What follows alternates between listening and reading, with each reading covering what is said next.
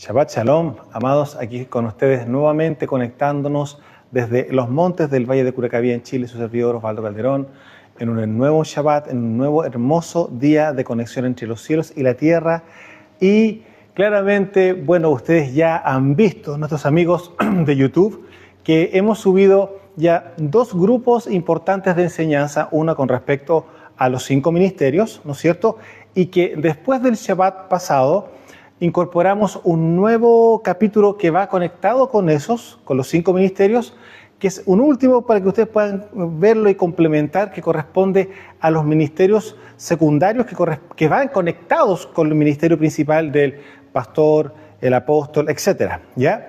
Y luego de eso entregamos una enseñanza que ya tiene mucho tiempo, que viene siendo justamente del año pasado, con respecto a lo que vendría siendo el espíritu de Babilonia, y que próximamente, ya esta próxima semana, entraremos con el espíritu de Grecia, para que las personas que se están conectando, los hermanos, pastores, los hermanos que se están conectando a nivel mundial a través de la señal del canal de YouTube, puedan entender cuando estamos hablando justamente de la cultura greco-babilónica, cuando hablamos del ámbito de la religión.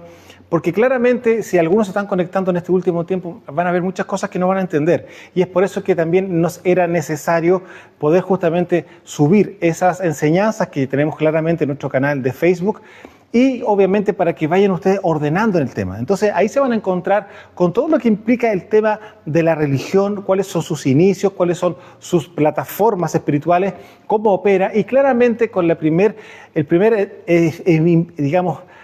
principado con el cual partimos claramente fue con Babilonia, porque técnicamente es lo primero que operó a nivel global. Estamos hablando desde Génesis capítulo 10, estamos hablando desde Nimrod en adelante. Entonces, posterior a eso, siglos posteriores, mucho tiempo después, vendría justamente a añadirse el espíritu de Grecia, que es lo que justamente vamos a ver la próxima semana. Dentro de la semana vamos a estar subiendo justamente esa enseñanza, para que ustedes vayan conociendo justamente estos principados de tiniebla y ustedes vayan reconociendo en sus congregaciones si hay algo de eso dentro de ellas. Así que por eso yo quería importantemente decirles esto, para que vayan tomando en forma ordenada justamente las enseñanzas y cada uno de los capítulos, porque eso les va a ir ayudando a entender mucho más claramente lo que implica el ámbito de la religión. Y eso no escapa claramente a Israel. Eso no escapa a Israel, claramente. Eso también está en las nomenclaturas, pero vemos en el ámbito a nivel general, a nivel religioso mundial. Estamos hablando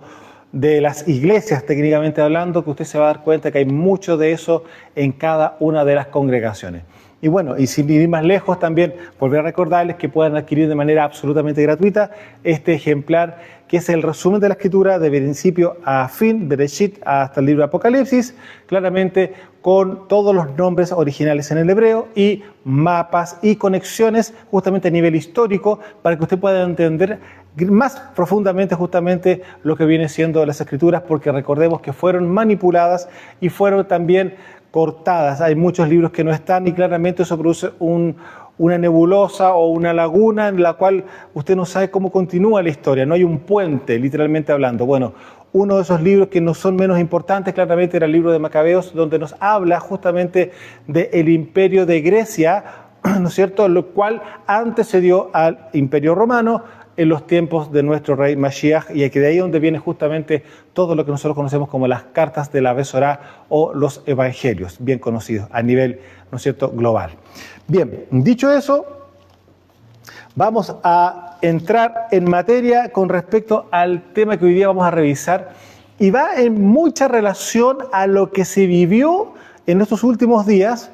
Y de hecho la semana anterior, el Shabbat anterior, ya a mitad de semana, en el mundo habían celebrado una de las fiestas paganas que claramente nace en Babilonia, que vendría siendo la fiesta de Navidad. Posteriormente eso en el ámbito religioso, en el ámbito católico, claramente en el 300 y fracción se empieza a normalizar y a establecer esa fecha, ¿no es cierto?, de manera más taxativa, más contundente, y finalmente eso queda establecido claramente con el pasar del tiempo como una fecha para celebrar supuestamente el nacimiento de Mashiach, tomando en cuenta que estaban haciendo un reemplazo de la fecha a las fiestas dios Saturno, se le llamaban las Saturnalias, etcétera, etcétera. Bueno, en relación a este tema, a la semana siguiente, que es los días anteriores a este Shabbat, el mundo celebró Año Nuevo, ¿no es cierto?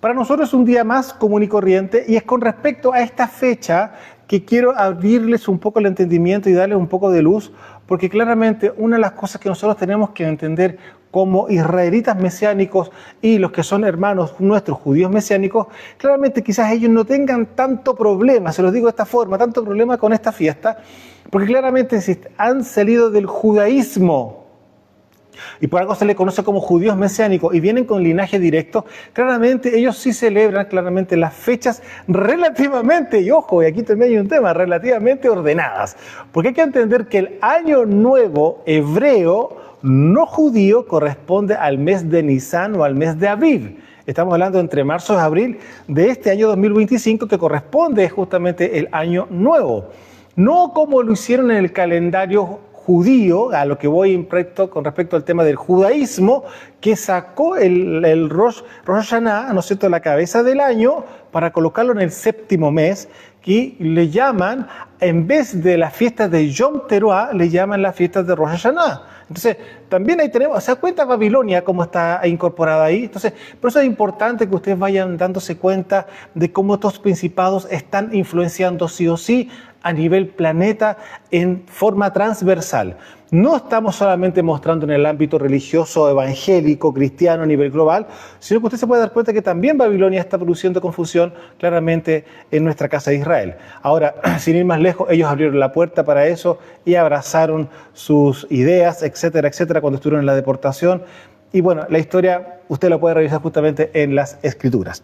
Bueno, y en relación a este tema, con respecto a lo que viene siendo, entre comillas, Año Nuevo, y digámoslo, Año Nuevo del mundo, claramente es de eso lo que vamos a hablar hoy día, para que usted conozca cuáles son los fundamentos, cuáles son las tras bambalinas, cuáles son las bases, cuáles son los orígenes oficiales que se estableció justamente para poder celebrar el 31 de diciembre, ¿no es cierto?, calendario solar romano, gregoriano, ¿no es cierto?, el Año Nuevo.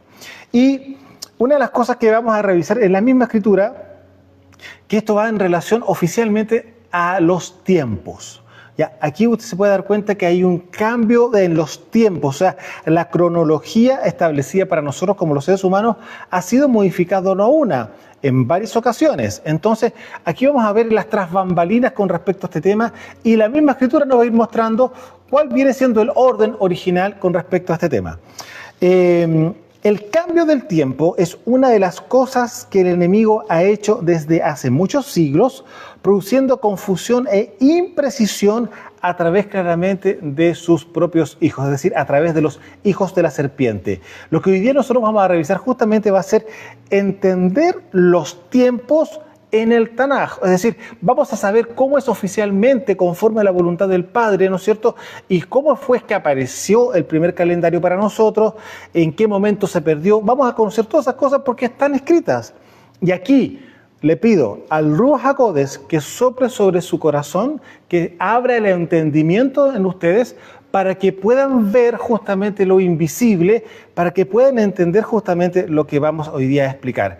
Porque de hecho, una de las cosas fundamentales y primordiales es que el Ruach HaKodesh nos abre el entendimiento para, tal cual como dijo nuestro rey a los discípulos, abrirnos el entendimiento para comprender el Tanaj.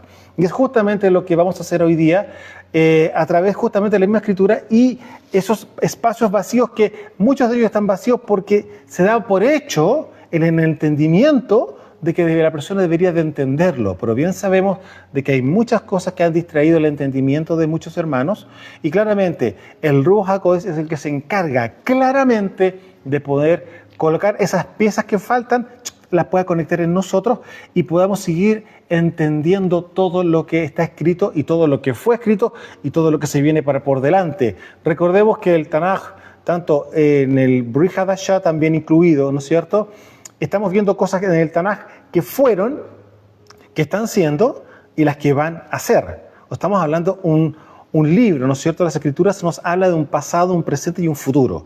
Bueno, y literalmente eso viene siendo así también en el caso del Brit Hadashah, que nos habla claramente tanto de los presentes, que ya estamos viendo muchas cosas de esas, y también de las del futuro que han de venir.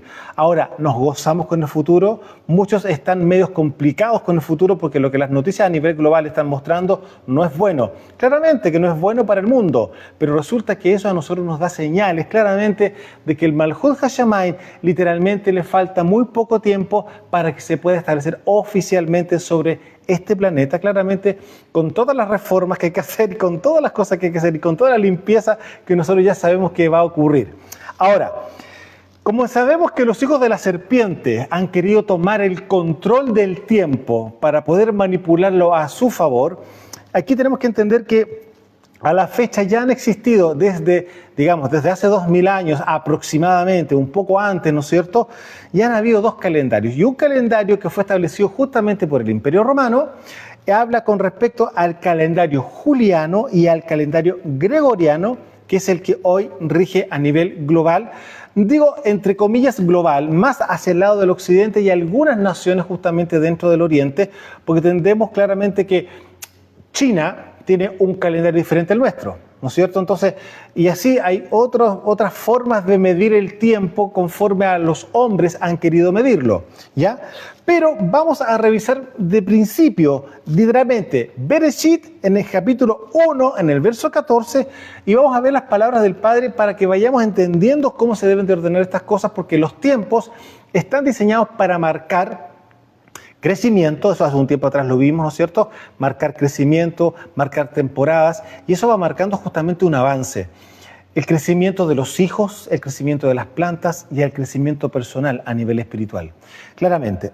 Génesis capítulo 1, verso 14, todo el mundo y muchos de ustedes, claramente ustedes ya lo conocen, dice así: dijo luego Elohim, haya lumbreras en la expansión de los cielos, para separar el día de la noche, ¿ya? Y sirvan de señales para las estaciones, ¿ya? Para días y años. ¿Se da cuenta cómo va eso ordenándose? ¿Ya? Sean por lumbreras en la expansión de los cielos para alumbrar sobre la tierra. Y fue así. Y usted mira hacia la ventana y si es de noche, lo más probable es que ya va a empezar a ver justamente el crecimiento de la luna, porque entramos, ¿no es cierto? Curiosamente coincidió el día 1 de este mes de enero, coincidió con el primer día de este mes a nivel lunar. Y bueno, si está de día, usted verá justamente el hermoso sol que nos alumbra. Ahora, quiero que vean de esta forma en Job, capítulo 24, verso 1. Rápido, Job 24, verso 1 dice así: puesto que no son ocultos los tiempos a El Shaddai, el Todopoderoso, ¿por qué los que le conocen no ven sus días? Acá están mostrando claramente de que el Padre dice acá, puesto que no son ocultos los tiempos a El Shaddai, ¿no es cierto? No son ocultos los tiempos al Padre, pero ¿por qué los que le conocen no ven sus días? ¿Qué está pasando? Ahí estamos. Job hace una pregunta muy interesante, porque es decir que los que deberíamos conocerlos a él, o los que supuestamente lo conocemos, deberíamos conocer también los tiempos, ¿no es cierto? ¿Qué está pasando? Hay algo que no anda bien ahí. ¿Por qué los que le conocen no saben sus días? ¿Por qué no sabemos con el tiempo que estamos viviendo realmente? Claramente porque ha habido manipulación. Recordemos que si oficialmente recordamos en la historia, no fue claramente Roma la que estableció calendario. Eso lo estableció justamente a nivel imperial y está bien, ningún problema, miremoslo humanamente. Pero resulta que el calendario, la medición del tiempo, claramente viene después del diluvio, y pregúnteme dónde, con Babilonia. Con Nimrod en adelante, recordemos que ellos manejaron muy bien el tema astrológico, las señales, todo lo que viene siendo, ¿no es cierto?, con respecto a la parte del cielo, ellos manejaron muy bien, y el tema ahí están los caldeos, ¿no es cierto? Entonces, ellos sí o sí formaron en su época un calendario, que también ahí estaban los sumerios, y bueno, vemos un poco la historia, se puede encontrar eso. Y luego usted va a decir que Egipto no tuvo su calendario también, porque no se compartían muchas cosas por los temas de distancia de la época. Entonces también Egipto tuvo su calendario, y así usted puede dar cuenta que como que todos quieren medir el tiempo, etcétera, y quieren formar sus cosas porque de alguna manera u otra, sí o sí, todo este tema de los astros, que el Padre dejó establecido para medir los tiempos, ellos lo llevaron a un tema espiritual 100%. Entonces, claramente, el dios Sol, la diosa Luna, yo no sé si usted recuerda que los días de la semana, literalmente, habla con respecto a los astros. A ver, día lunes, ¿no le suena a Luna? Día martes, para que hablamos de Marte, que ahora hay varios que quieren conquistar Marte, ¿no es cierto? Miércoles, Mercurio, Júpiter, jueves, Venus, ¿ya? Viernes, Saturno, ¿ya? Que eso es lo que se dice en inglés Saturday, día de Saturno, y Sunday en inglés, ¿no es cierto?, día del Sol, a lo que nosotros conocemos como domingo, que fue después en el latín traducido como Día del Señor, ¿no es cierto? Bueno, se puede dar cuenta que todo lo llevan al tema astrológico, no astronómico, astrológico. Bueno, en Daniel, capítulo 7, verso 25, vemos que esto no es ninguna novedad porque, como vuelvo a repetir, los hijos de la serpiente siempre han querido ellos tomar el control del tiempo para decir ellos, así es como hay que hacerlo y así es como hay que hacerlo, y resulta que el Padre dejó establecido esto para quienes lo conocen, cuáles son los reales tiempos. Tanto así, yo creo habérselo comentado en más de algún momento, de que sí o sí puede ser y cabe la posibilidad que tampoco estemos oficialmente en Shabbat como corresponde, porque al parecer los días se cuentan, los días de la semana también se cuentan a partir del Rosh Hodesh, es decir, del primer día que aparece la luna. O sea, el principio de mes correspondería al primer día y de ahí debería contarse 7 días y ahí debería darnos la cuenta de los 28 días, etc. O sea, hay muchas cosas que nosotros desconocemos porque han sido manipuladas durante los siglos. Pero lo que nosotros hoy día estamos haciendo es tratar de cumplir lo más posible, a pesar de todas las cosas, de ser lo más celosos posibles con respecto a lo que la Torá nosotros nos enseña, y que hay cosas que lamentablemente hoy sí, lamentablemente son un misterio y no podemos justamente nosotros decir que es de una manera u otra porque es complicado. No sé si usted me puede entender a lo que quiero llegar. Pero bueno, Daniel capítulo 7, verso 25 dice así. Y pregúnteme de quién está hablando acá. Aquí está hablando justamente del anti-Mashiach.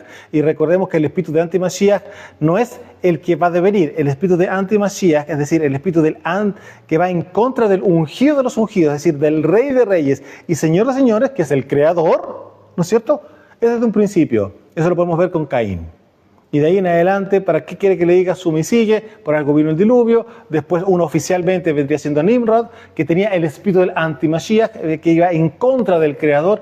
Y así sucesivamente vemos en todos los pueblos, en las naciones, en los imperios, en los gobiernos, cómo todos operan sí o sí justamente con este espíritu. Ahora, si lo queremos concentrar oficialmente en Mashiach Yeshua, es otro tema.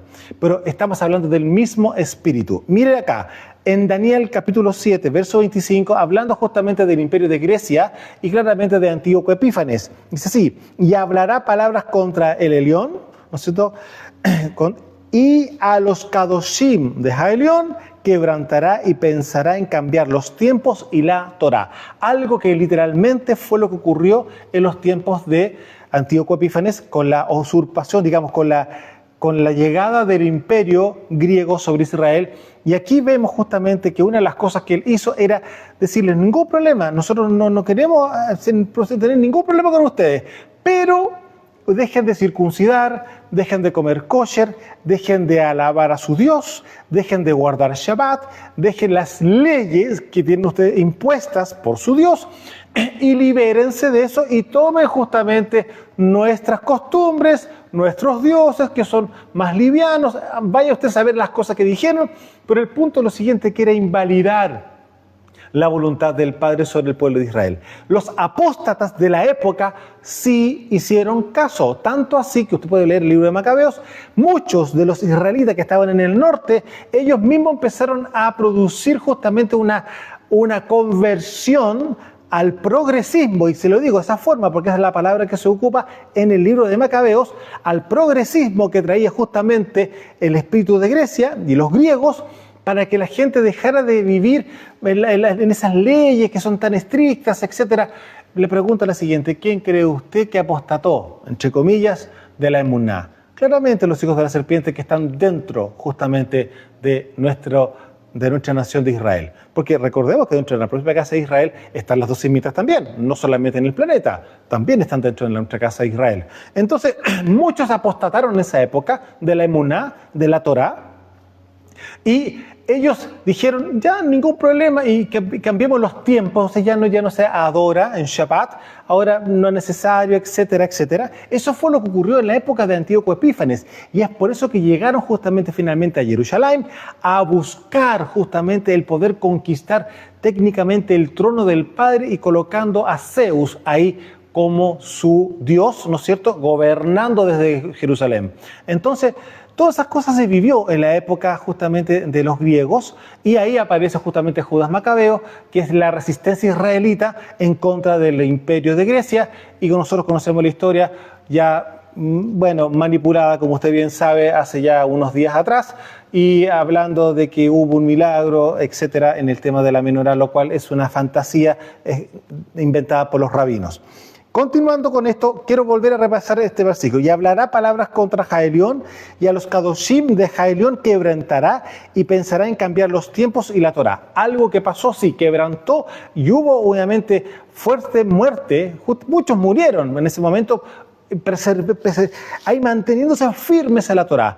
Coma cerdo, no vamos a comer cerdo. Coma cerdo, no vamos a comer cerdo. Y muchos fueron muertos por causa de no apostatar. Y eso está escrito y está registrado en los libros de Macabeo. Una cosa impresionante. Usted se podrá dar cuenta si usted dice, ¿eso puede llegar a ocurrir? Por supuesto que puede llegar a ocurrir el día de mañana.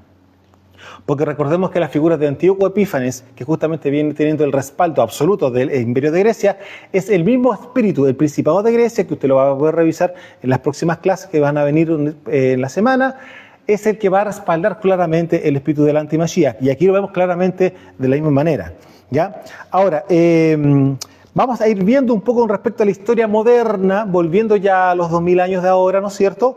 ¿Qué pasa con respecto al tema de los tiempos? Y aquí el gran cambio literalmente llegó a través de Julio César en el año 46. Y ese cambio se hizo justamente porque ya había un calendario que claramente no era el babilónico, sino que era el calendario de los egipcios. Entonces, ese calendario egipcio que ellos también adoptaron, recordemos que ellos conquistaron todo el planeta y se encontraron con este calendario, ¿no es cierto?, los griegos, y luego eso se mantuvo igual, y los romanos luego lo toman y lo conocen, se dan cuenta que hay algunas cosas que no son muy precisas y la hacen una modificación. ¿Y quién lo hace? Claramente Julio César en el año 46, antes de Mashiach, ¿ya? Cuando asesoraba claramente, y fue asesorado por astrólogos, claramente, no por astrónomos, se puede entender, ¿no es cierto? Instauró claramente el calendario juliano basado en el ciclo solar. Enero se convirtió en el mes inicial, y pregúnteme por qué, honrando al dios Jano. ¿Y quién es el dios Jano? Es el que simboliza los comienzos y los finales. Ese es el dios Jano en el panteón, por decirlo de una forma, romano, ¿ya? Sin embargo, este calendario tampoco era perfecto y acumulaba un desfase que requería ajustes adicionales. ¿Qué pasó? Siglo XVI, el desfase del calendario juliano ya era evidente. Por esto, el Papa Gregorio número 13, ¿no es cierto?, implementó una reforma en 1582. En 1582 hizo una reforma, ¿no es cierto?, Gregorio XIII, ¿no es cierto?, al calendario que había hecho el Julio César, al calendario juliano, y creando el calendario claramente gregoriano que hoy día nosotros conocemos, que es el que está más, entre comillas, a nivel solar, ajustado a los tiempos, ¿ya? Este calendario corrigió errores anteriores y estableció definitivamente el 1 de enero como el inicio del año. Ahora, Jano, que viene siendo el mes del dios Jano, ¿ya?, que en latín claramente se puede decir también Janus o Janus, ¿ya?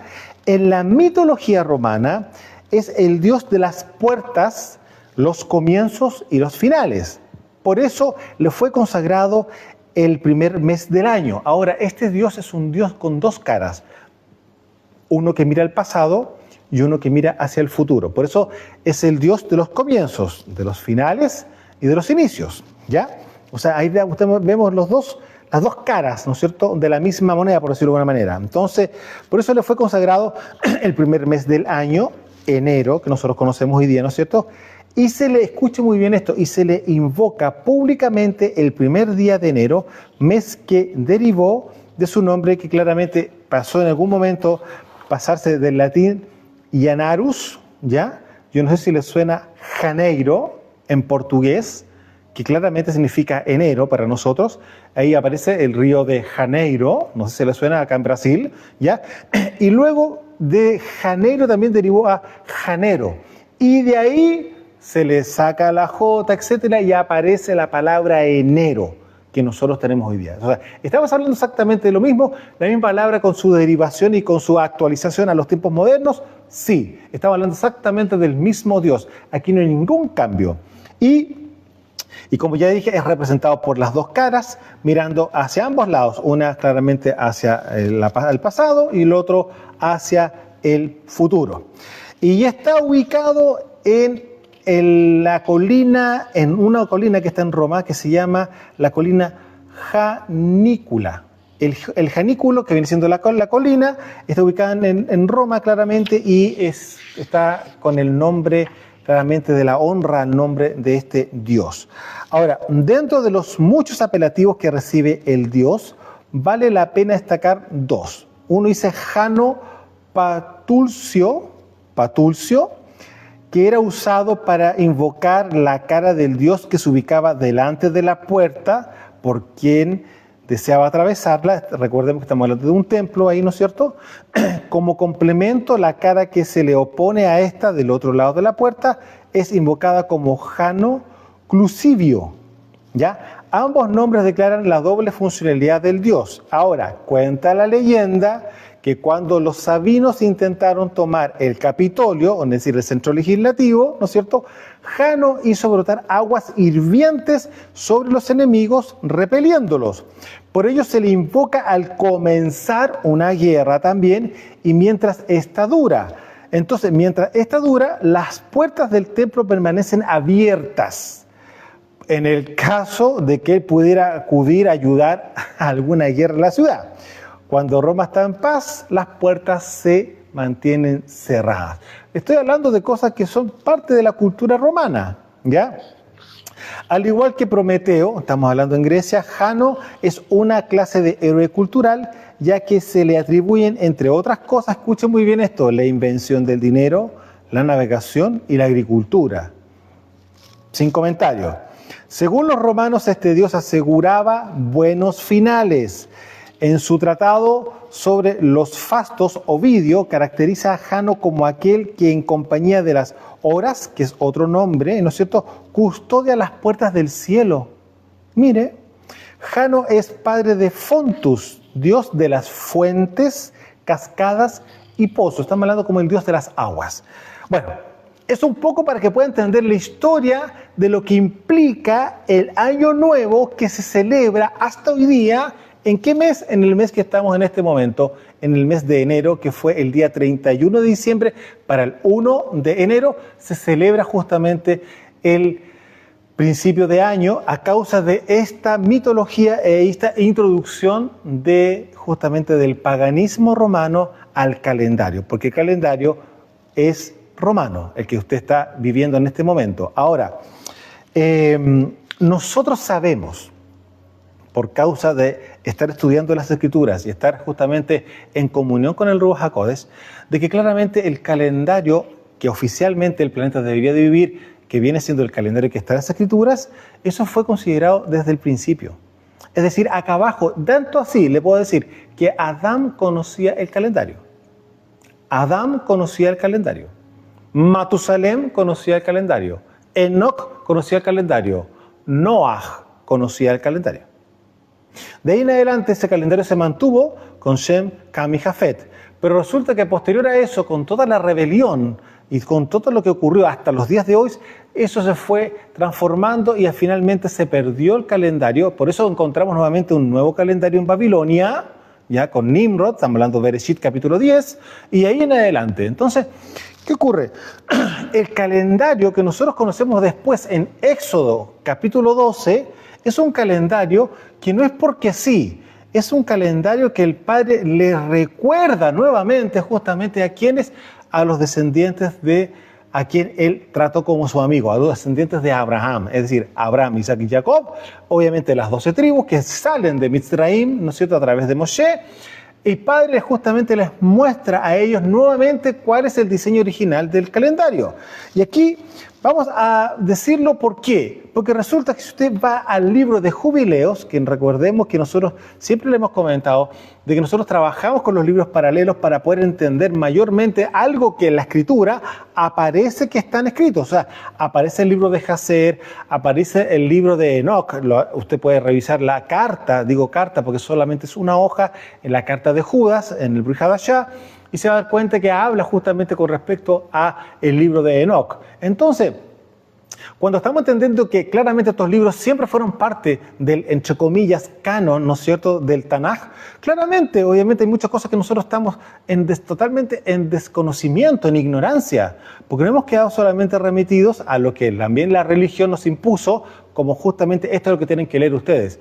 Les recuerdo, 7 libros que estaban dentro de la Biblia que usted ya conoce, fueron sacados ¿por quién? Por Martín Lutero. Para que usted lo pueda entender. Martín Lutero dijo, no, este libro no, este tampoco, fuera. Entonces, hay espacios vacíos, nos quedamos como en el aire en algunas cosas, claro, pero hoy le damos la gloria al Padre que esos libros han sido recompuestos y han sido nuevamente compilados en nuevas versiones. Y le comento, si usted quiere acceder a el Sefer 2020, ahí usted se va a encontrar justamente con varios libros que no están en el canon de lo que hoy día usted conoce como Reina Valera que tenga sus manos. Ahora, el libro de Jubileos, capítulo 3, verso 17, les quiero leer acá y usted quiero que por favor ponga atención porque después le va a hacer sentido cuando leamos justamente en Bereshit algo que ocurrió en el principio. Capítulo 3 de Jubileos, verso 17. Al final, dice el ángel Malach, que está entregándole esta carta también a Moshe, al final de los 7 años que pasó allí, está hablando de Adán y Eva, 7 años exactos dentro del paraíso, ¿no es cierto? Adán y Eva dentro del paraíso, al final de los 7 años que pasó allí, 7 años exactos, el 17 del segundo mes. La pregunta, si el calendario para nosotros aparece el calendario en Éxodo, ¿cómo es posible que esto en Edén hayan fechas? Porque vuelvo a repetirle, Adán sí conocía, sabía cuál era el calendario original, siempre lo supo. Fíjese, el 17 del segundo mes llegó la serpiente, se acercó a la mujer y le dijo, Elohim les ha ordenado no comer ningún fruto de los árboles del jardín. ¿Por qué le estoy mostrando esto? Porque usted se puede revisar en Bereshit, en el capítulo 3, está exactamente lo mismo. Y acá vemos justamente, por eso les recomendamos que tomen el libro de Jubileos, tomen el libro de Yashar o el libro de Jacer y van a leer todo lo que viene siendo al principio y se van a dar cuenta que hay una cantidad de información impresionante y que realmente le abre mucho más el entendimiento porque claramente son libros complementarios. Pues la Torá es la Torá. Está más que claro que sí. Pero por eso hay libros complementarios para ir añadiendo justamente mayor nivel de revelación a lo que ya está escrito. Aquí hay fecha, amados. Aquí hay fecha. Es decir, durante un septenario se le llama a 7 años, durante un septenario ellos estuvieron en Edén caminando en la voluntad y en la Torá del Padre sin ningún problema Adán con Eva. Vivieron cosas maravillosas. Estamos hablando, amados, 7 años.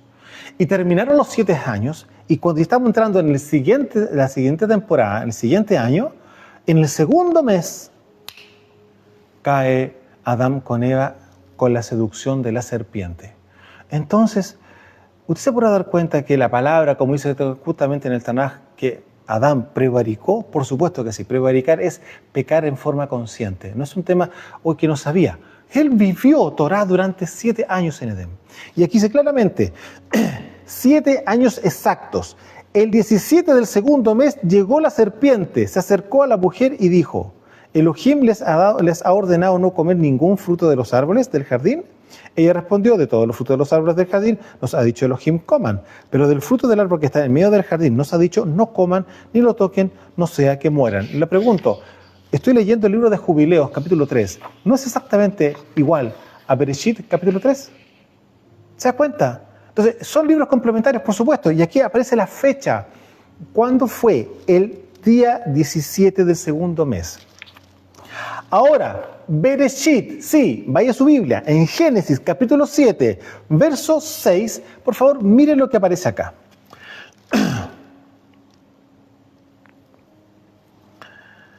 Génesis capítulo 7, verso 6 en adelante. Era Noaj de 600 años cuando el diluvio de las aguas vino sobre la tierra. Y por causa de las aguas del diluvio entró Noaj al arca y con él sus hijos, su mujer y las mujeres de sus hijos. Verso 8. De los animales limpios y de los animales que no eran limpios, aquí vemos otra cosa. Él sabía cuáles eran los animales que eran kosher y los animales que no eran kosher. Se puede dar cuenta que hay muchas cosas que están sobreentendidas, que luego se legislan nuevamente en la Torá que nosotros conocemos, que aparece justamente en Levítico 11. Entonces, puede darse cuenta que hay muchas cosas que están sobreentendidas y que claramente si Noaj, si fue el primer juez del segundo mundo que estuvo en su trabajo ministerial de juez durante 350 años, también ministró esto. Él mismo ya lo sabía, de los animales limpios y de los animales que no eran limpios y de las aves, de todo lo que se arrastra sobre la tierra, de dos en dos entraron con Noaj en el arca, macho y hembra, como mandó Elohim a Noaj, y sucedió que al séptimo día las aguas del diluvio vinieron sobre la tierra. Es decir, ¿en qué día? En Shabbat. Amado, dice acá, en el séptimo día. O sea, ahí estamos hablando no solamente del calendario del año, sino que estamos hablando del tema de los días de la semana. Dice, en el séptimo día, o sea, en Shabbat. ¿En qué séptimo día? ¿Con qué cuenta? Con la cuenta del 1, 2, 3. Así. Día 1, día 2, es el séptimo día. No pasaron 7 días, o pasaron 15 días, pasaron 14 días. No, en el séptimo día. Es decir, en Shabbat. Las aguas del diluvio vinieron sobre la tierra. Y escuche muy bien esto. En el año 600 de la vida de Noaj, está nuevamente aseverando lo que ya dijo en el verso 6, ahora en el verso 11, el año 600 de la vida de Noaj, en el mes segundo, a los 17 días del mes, aquel día fueron rotas todas las fuentes del grande abismo y las cataratas de los cielos fueron abiertas. Y hubo lluvias sobre la tierra durante 40 días y 40 noches. Le pregunto lo siguiente, ¿no acabo de decirle la misma fecha, en el mes segundo, a los 17 días del mes? ¿Qué fue lo que ocurrió ahí? Fue cuando justamente la serpiente entró a tentar a Eva y nosotros conocemos el desenlace. Entonces, ¿qué fue lo que hizo el Padre? Juzgó la fecha del día en que entró la serpiente a Edén. ¿Conforme a qué? Al calendario que ellos ya conocían y el calendario que siguió y siguió estando delante de Noaj hasta esos días. Entonces, se puede dar cuenta que aquí no hay nada nuevo. El calendario siempre existió. El punto es lo siguiente, que con el pasar de los siglos y los hijos de la serpiente, como se lo dije en el principio, se encargaron de cambiar y cambiar. ¿Para qué? Para que no entendamos, para que nos confundamos, porque eso es lo que ellos quieren, confundirnos. Le pregunto, ¿le suena a Babilonia? ¿Le suena a Babilonia eso? Bueno, ya, ahí se puede dar cuenta, porque todo eso nace del árbol del conocimiento del bien y el mal. La religión nace de ahí. Babilonia, Grecia, la política y toda la basura que usted puede conocer a nivel global, nace de ese árbol, porque ese árbol es el que alimentó a Adán y a Eva. O sea, el árbol de la vida viene siendo justamente la Torá para nosotros hoy día. Y claramente tenemos que caminar en ella y entenderla para poder ser lo más perfecto delante del Padre posible. Ser celosos de nosotros mismos para con Él. ¿Amén? Ya, entonces, vuelvo a repetir, en el verso 11 de Génesis capítulo 7, dice claramente, en el año 600 de la vida de Noaj, en el mes segundo, a los 17 días del mes, aquel día fueron rotas todas las fuentes del grande abismo, desde abajo, y las cataratas de los cielos fueron abiertas, y hubo lluvia sobre la tierra durante 40 días y 40 noches. ¿Se da cuenta? Calendario no había, aparece en Éxodo, no, amado. Siempre hubo. Lo que ocurre en Éxodo es que el Padre le refrescó la memoria, porque claramente sí conocían el calendario egipcio, o me decís que no. Claro que lo conocían, pero ese no es el... Para ustedes, para el mundo, dejen el mundo, no es problema. Para ustedes este será el primer, y ahí lo vamos a ver más adelante. Pero se puede dar cuenta que él lo personaliza. ¿Por qué? para sus hijos, los tiempos tienen que ir siendo marcados de forma perfecta, porque el Padre estableció justamente son portales espirituales cada fecha de cada fiesta, son portales espirituales, y es por eso que es tan importante mantenernos firmes justamente lo más posible, a lo más original posible, ¿ya? Entonces, ¿vamos bien con respecto a este tema? Ya, ahora, seguimos avanzando. Génesis también, Bereshit, capítulo 8. Avancemos al siguiente capítulo, mire el verso 4. Y reposó, escuche muy bien esto, y reposó el arca en el 7º mes, a los 17 días del mes sobre los montes de Ararat. Entonces, ya se da cuenta, como hay un calendario, hay fecha y todo el tema. Y aquí dice claramente, en el 7º mes, mire qué hermoso, en el 7º mes en el cual tenemos nosotros 3 fiestas, ¿sí o no? Tenemos la fiesta, la primera fiesta, ¿cuál vendría siendo? Usted sabe, ¿no es cierto? Yom Teruah. Luego tenemos, ¿no es cierto? Yom Kippur, ¿no es cierto? Después tenemos la fiesta de Sukkot. Entonces, las 3 últimas fiestas ocurren justamente en este mismo mes, en el mes 7º. Y en este mismo mes 7º, ¿no es cierto? Dice acá que a los 17 días del mes reposó el arca sobre el monte Ararat, allá en Armenia, ¿no es cierto? Hoy día, bueno, técnicamente era originalmente de Armenia, pero después con todas las cosas que nosotros conocemos que pasaron con los turcos, Turquía se quedó justamente con el monte Ararat, y hoy día el monte Ararat, dentro de la parte oriental de Turquía, se termina el monte Ararat, los pies, y viene el límite con Armenia. De hecho, tanto así que los armenios siguen teniendo en sus escudos el monte Ararat como parte de su logotipo, para que pudiera darse cuenta. Ahora, el punto es lo siguiente.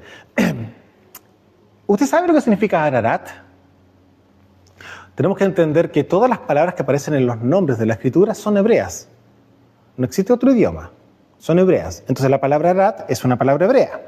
Y resulta que el monte Ararat, o la palabra Ararat, significa alto o elevado. Es decir, se posó sobre el monte elevado, el más elevado de la época en ese momento. Ustedes miran por si es el Everest. Sí, eso es allá. Por acá, en Medio Oriente, en Oriente Medio, Oriente Cercano, no sé, próximo que le llaman, ¿no es cierto? Está en Oriente, aquí tenemos justamente el monte Ararat, que es el monte alto o el monte elevado. Eso significa la palabra Ararat en el hebreo, ¿ya? Y las aguas fueron decreciendo hasta el mes 10º. Se puede dar cuenta que el calendario siempre estuvo. Hasta el 10º mes las aguas bajaron. Escuchen bien esto. En el 10º mes, el primero del mes, o sea, el día 1 del 10, ¿no es cierto?, se descubrieron las cimas de los montes. Es decir, empezaron a verse como que fueran islas. ¿Sí o no? Usted va a ver las puntas de los montes. Se empezaron a ver los montes. ¿Ya? Ahora, ¿qué pasó? Como estaba en un monte alto, ¿no es cierto?, en el más elevado, ahí quedó, encalló, ¿no es cierto?, y luego el agua seguía estando ahí. O sea, el arca estaba en el fondo, la marea, si lo miramos de esa manera, chocaba con el arca, pero el arca ya no se movía, ¿ya? Y el oleaje, todo el viento, pero pasaron unos días, dice claramente acá, ¿no es cierto?, y dice, y en el 10º mes, en el día 1, se descubrieron las cimas de los montes. Empezaron a verse unas hilitas por allá, otras por acá, listo. Pero seguía el agua estando gobernando sobre el planeta. Vamos a bajar del verso 4 y 5 que vimos recién, vamos a bajar al verso 13 para seguir avanzando. Y sucedió que en el año 601 de Noaj, en el mes primero, y aquí quiero que usted pueda entender lo que viene siendo Rosh Hashanah, año nuevo. En el mes primero, el día primero del mes, es decir, en Rosh Hashanah, las aguas se secaron sobre la tierra y quitó Noaj la cubierta del arca y miró, y he aquí que la faz de la tierra estaba seca. Es decir, desde el día 1 del 10º mes, o sea, tenemos todo el 10º mes, el 11 y el 12, estamos hablando de 3 meses, y el día 1 del mes primero, ¿ya? Es decir, en Rosh Hashanah, ¿qué ocurrió? Las aguas se secaron, ¿no es cierto? Dice acá, y aquí que la faz de la tierra estaba seca. Pero la pregunta es la siguiente, vamos a seguir leyendo para que nos hagamos la pregunta. Verso 14, y en el mes segundo, a los 27 días del mes, se secó la tierra. Entonces, la pregunta es la siguiente, ¿se logra entender lo que está diciendo la Escritura? Porque habla 2 veces que se secó, no es que se secó 2 veces, aquí dice claramente, vuelvo a repetir, verso 13, ya y las aguas se secaron sobre la tierra, y quitó Noaj la cubierta del arca, y miró, y aquí que la faz de la tierra estaba seca, es decir, no estaban las aguas predominando sobre la faz de la tierra. Pero si usted miraba para abajo, estaba literalmente todo embarrado, porque claro, el agua ya no estaba, pero el nivel de saturación que existía en el suelo estuvo un año, la tierra cubierta de agua. Entonces la saturación era impresionante, es decir, sí, el agua corrió, se fue, pero ¿qué pasó? Empezó a escurrir el agua, porque recuerde que la tierra es como una esponja, entonces empezaron a correr vertientes, y observe lo siguiente, acá, verso 14, y en el mes segundo, a los 27 días del mes, se secó la tierra, es decir, la tierra dejó de tener agua encima, pero hubo que esperar unos días más, ¿no es cierto? Estamos hablando literalmente 2 meses, o sea, estamos hablando de un mes más 27 días. Todo el mes de enero, todo el mes el primer mes, y en el segundo mes, al día 27, ya no había barro. Si es que había en algunas pocitas que quedaran más allá. Pero ahí sí se podía bajar. Y mire lo que pasó acá. Y en el mes segundo, verso 14, en el mes segundo, a los 27 días del mes, se secó la tierra. Es decir, para poder pisarle y poder trabajar. Entonces habló Elohim a Noaj, diciendo, sal del arca, tú y tu mujer y tus hijos y las mujeres de tus hijos. ¿Por qué le dijo que podía salir ahí? Porque ya no había barro. Ya no estaba todo embarrado. O sea, ellos podían hacer algo ahí. Iban a empezar a poder trabajar, a cultivar, etcétera. Partir de cero. Pero ¿estaban las condiciones físicas para que él pudiera trabajar la tierra? Sí.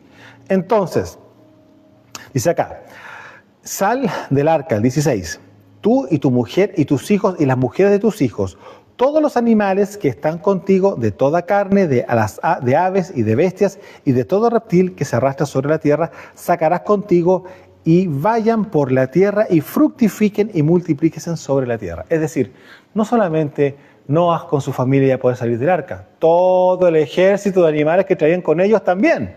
Porque ¿qué pasaba? Si salían en ese día que la cosa, ya el agua no estaba, pero estaba todo embarrado, literalmente hablando. Los animales, ¿cómo iban a estar afuera? No, tenían que bajar todo, secarse físicamente la tierra, que usted la tome y quizás escarbe y encuentre un poco de humedad al fondo, pero encima tiene que estar seco. Entonces ahí, ¿para qué? Para que se le den los animales y claramente, y escuche muy bien esto, en un ámbito agrícola, es para nosotros fácil entenderlo como agricultores. Claramente se secó la tierra, pero durante ese mes y 27 días creció pasto. Sí.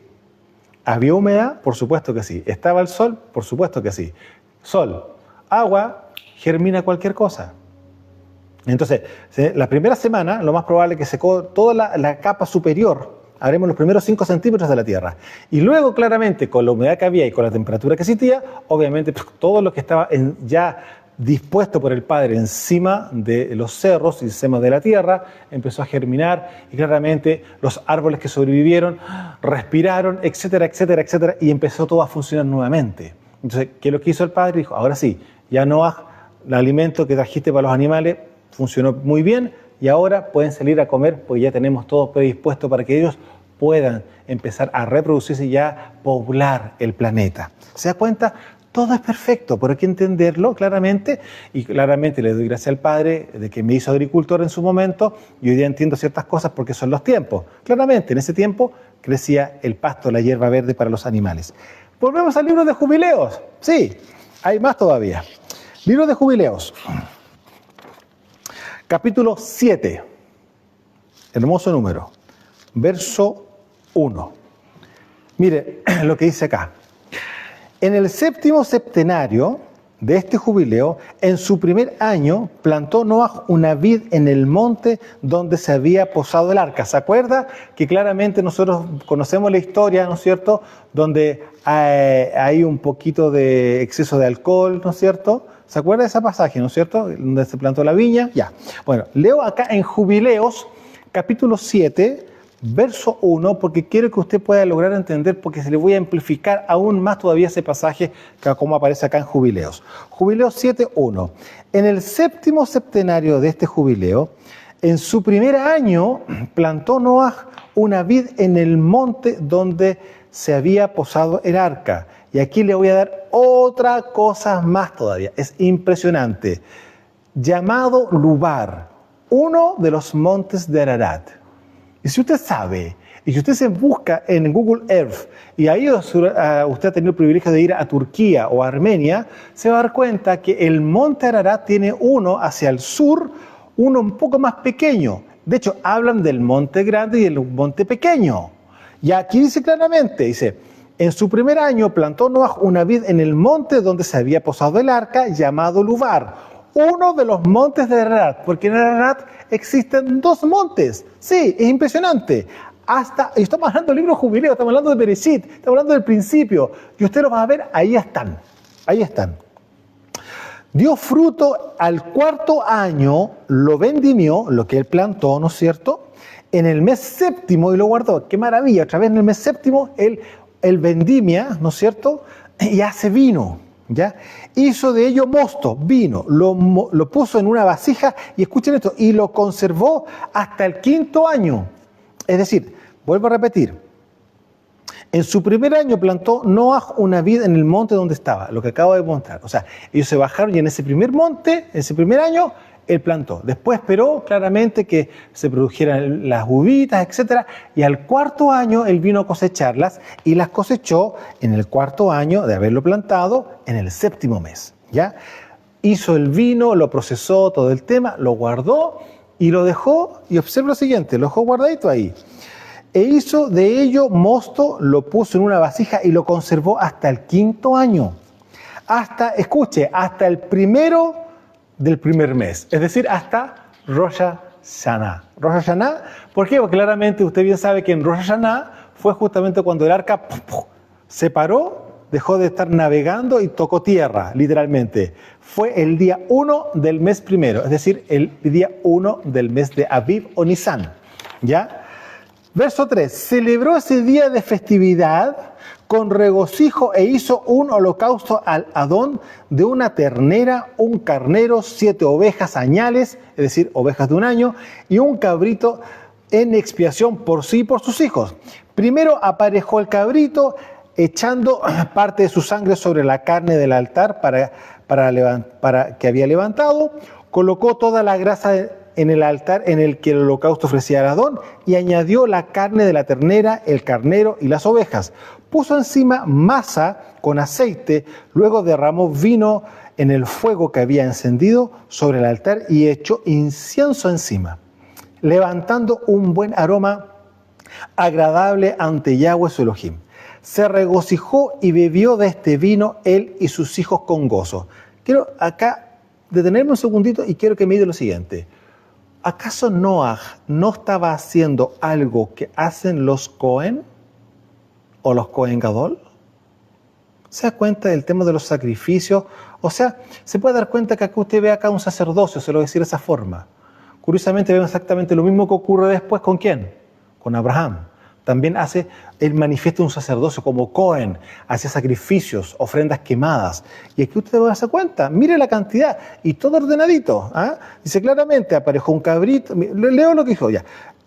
Puso una ternera, un carnero, 7 ovejas de un año y un cabrito. O sea, mire las ofrendas que él hizo.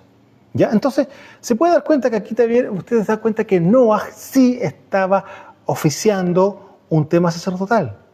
¿Y quién lo instruyó a eso? Pregúntele a lo que pasó con Abel. ¿Se da cuenta? Aquí nada es casualidad, amado. Todo tiene un hilo conductor. Y cuando abrimos el entendimiento, gracias al Ruach HaKodesh, nos damos cuenta cómo todas las cosas están conectadas. Y no es por casualidad, hay un diseño que es celestial. Entonces, se puede dar cuenta acá, verso 6, y se regocijó y bebió de este vino que él había guardado, ¿no es cierto?, el año anterior, en septiembre, ¿no es cierto?, en el 7º mes, y bebió él y sus hijos. Miren el verso 7. Y era por la tarde y entró embriagado a su tienda, se acostó y se durmió mostrando su desnudez mientras estaba dormido. Usted ya conoce el resto de la historia, pero usted puede entender que esta fiesta y el momento que él se, entre comillas, emborrachó, fue justamente en Rosh Hashanah, año nuevo, ¿ya? Y Cam vio a su padre Noaj desnudo y saliendo se lo dijo a sus hermanos. Fíjese cómo se conectan casi las mismas palabras que aparecen en la Torá, ¿no es cierto? Entonces Shem tomó su vestido y se levantó él y Jafet se pusieron el vestido sobre los hombros y se dieron la vuelta y cubrieron las vergüenzas de su padre con el rostro hacia atrás. Noach se despertó del vino, se enteró de cuánto había hecho su hijo menor y lo maldijo así: maldito Canaán, siervo sea sujeto a sus hermanos. O sea, usted se puede dar cuenta cómo encontramos literalmente las mismas palabras que aparecen justamente en la Torá, en Bereshit. Entonces, se puede dar cuenta cómo los libros complementarios le abren más el entendimiento a por qué, cómo, cuándo y por qué. Acá están los tiempos. El libro de Jubileo es el libro de los tiempos, si uno lo quisiera llamar así. Aquí muestra justamente todas las fechas. Entonces, ahora, el calendario siempre estuvo, amado, siempre estuvo. Lo que vuelvo a repetir, pero se perdió por causa de los hijos de la serpiente, que eso fue lo que dije en el principio de la enseñanza. Y aquí usted puede dar cuenta que sí, efectivamente, después ellos han querido rehacerlo y no les calza y no les calza. Y por supuesto que no, porque está definido por parte del cielo de manera precisa para que nosotros justamente pues logremos entenderlo. Y aquí quiero llegar justamente, para irse un poco cerrando el tiempo, ¿no es cierto? Éxodo capítulo 12. Vamos a irnos aquí al capítulo 12, en el verso 1, claramente dice: habló Yahweh a Moshe y a Aarón en la tierra de Mitzraim, diciendo: este mes les será principio de los meses para ustedes. Será este el primero en los meses del año. Es decir, en Rosh Hashanah, mes de Aviv o Nisan. Ahora, la palabra Aviv, no sé si usted sabe lo que significa Aviv. Aviv significa primavera. ¿Ya? Ahora, el punto es lo siguiente, que desde la palabra Aviv se deriva para nosotros en nuestro calendario abril. Y resulta que abril podría ser abrir. ¿Por qué? Porque justamente ahí se produce la primavera, donde se abren las flores, donde todo florece, donde todo se abre a la producción. ¿Se da cuenta? O sea, nada es casualidad. Hay cosas que es tan maravilloso cuando uno se le abre el entendimiento y dice: ahora entiendo por qué. Ahora, el mes de la primavera. Ahora, cuando Israel fue deportado, en este caso Judá fue deportado a Babilonia, se trajeron los nombres babilónicos. Y es por eso que nosotros conocemos el mes de Nisan. Si usted ve cómo se llaman los meses en Babilonia, tiene el mismo nombre del calendario que hoy día tenemos en Israel.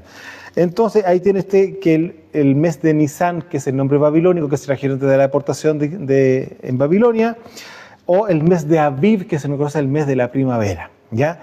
Es el primer mes. Y aquí nosotros nos damos cuenta cómo el Padre a nosotros nos va revelando el orden de los tiempos, ¿no es cierto? Y no es una coincidencia, es un tema celestial. O sea, usted se puede dar cuenta cuando el Ruach HaKodesh nos abre el entendimiento, y hoy día nosotros tenemos el privilegio y la bendición de tener los libros paralelos, complementarios, claramente todo tiene un sentido. Entonces, amado, por eso le digo, nosotros no podemos celebrar las fiestas paganas, porque son 100% paganas, son calendarios hechos por el hombre, guiados por los hijos de la serpiente. Y aquí yo quiero entrar a algo. Los rabinos claramente cambiaron el calendario. Y hoy el primer mes, que es el mes de Aviv, ya no es el primer mes. Ellos lo cambiaron por el séptimo mes. Se lo dije hace un rato atrás, ¿no es cierto? Y claramente el Imperio Romano, el catolicismo, establecieron el calendario solar que nosotros conocemos ahora, y usted bien sabe el resto de la historia. Así que, amados, ¿cómo quiere que le diga? Nosotros, como israelitas mesiánicos, que hemos recibido a Mashiach en nuestro corazón por causa de haber hecho Teshuvá, ¿no es cierto?, habernos arrepentido de haber transgredido la Torá, claramente el Padre se complace en nosotros cuando estamos haciéndolo de corazón. Porque ahí es donde justamente el Ruach HaKodesh trae el entendimiento de las Escrituras y nos abre justamente los ojos para que podamos ver la verdad. Porque las escamas que se le cayeron a Rav Shaul, pregúnteme por qué eran. Porque eran escamas de la religión. Y le damos la gloria al Padre, que a nosotros ya nos sacó las escamas de la religión. Y hoy día podemos empezar a ver más profundamente justamente todo lo que la historia nos está mostrando a través de la Escritura y cómo son las cosas conforme al diseño celestial. Un abrazo desde los montes del Valle de Curacaví en Chile, su servidor Osvaldo Calderón. Shalom.